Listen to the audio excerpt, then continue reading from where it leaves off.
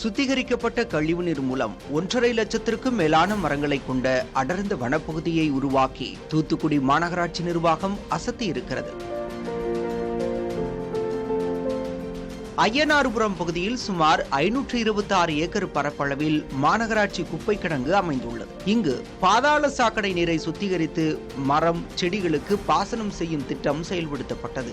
இதன் மூலம் தற்போது மல்பரி, அத்தி, மா, கொய்யா என 300க்கும் மேற்பட்ட மர வகைகள் செழித்து வளர்ந்து பழங்கள் கொத்து கொத்தாக காய்த்துள்ளன. இதன் மூலம் அந்த பகுதியே ஒரு சிறிய வனம் போல மாறியுள்ளதாக அங்கு பணிபுரிந்து வரும் ஊழியர்கள் பெருமிதத்துடன் தெரிவித்துள்ளனர். குப்பை கிடங்கு முள் செடியா வளர்ந்துருந்துச்சு. இதை பூரா இப்போ அகற்றிட்டு எல்லாமே நல்ல நல்ல மரங்களா வச்சிருக்காங்க. இப்போ ஒரு 250 ஏக்கருக்கு மேல செடி வச்சிருப்பாங்க. ஒரு 1.5 லட்சத்துக்கு மேல மரக்கன்று உள்ள நட்டிருக்காங்க.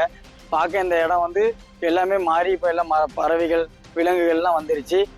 இது ரொம்ப குப்பையும் தூசி மாசுமா தான் இருந்தது. முதல்ல நல்லா தூய்மைப்படுத்தி நாங்கள் மரம் வச்சு நல்லா கத்திரிக்காய், கொய்யா நிறைய மரங்கள் இருக்கு. தக்காளி சின்ன சின்ன செடிகளும் நாங்கள் போட்டு வச்சிருக்கோம், பராமரிச்சுட்டு இருக்கோம்.